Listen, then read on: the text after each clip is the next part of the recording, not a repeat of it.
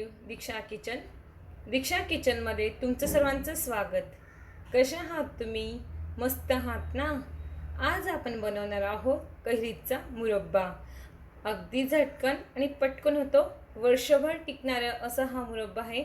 चला तर बनवूया। मी इथे कैऱ्या घेतल्या, 1.5 किलो कैऱ्याचा मुरब्बा बनवायचा आपल्याला। छान स्वच्छ धुवून घेतल्या, त्यांना पुसून घेऊ आणि साल काढून घेऊया। कैरीचं टोक काढून घ्यायचं आपल्याला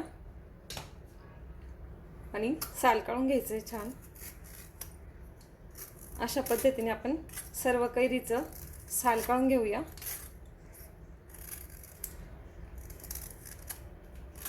आपण साल काढून घेतले, आता खिसून घेऊया। छान खिसून घ्यायचं।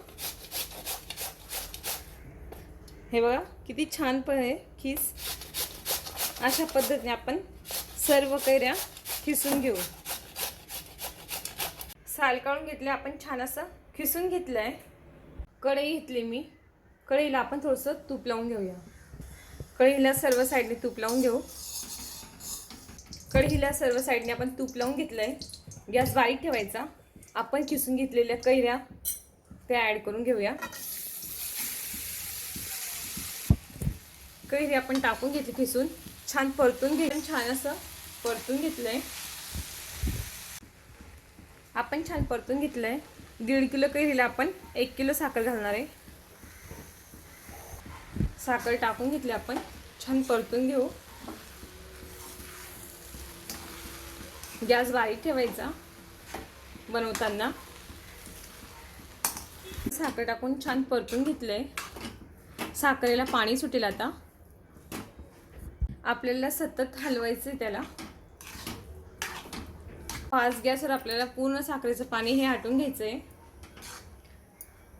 हलवत राहायचंय सारखं। हे बघा किती छान होतोय, किती पाणी सुटलं साखरेला। 5 गॅसवर आपण सर्व साखरेचं पाणी आटून घेणार आहोत। हळूहळू घट्ट होतोय मुरब्बा। अगदी कमी वेळेत वर्षभर टिकणारा हा पदार्थ आहे। तुम्ही असं बनवू शकता।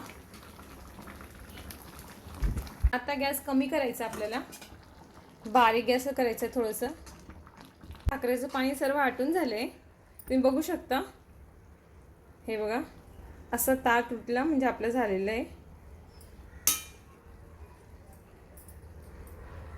थोडीशी वेलची पूड घालते, परतून घेऊया।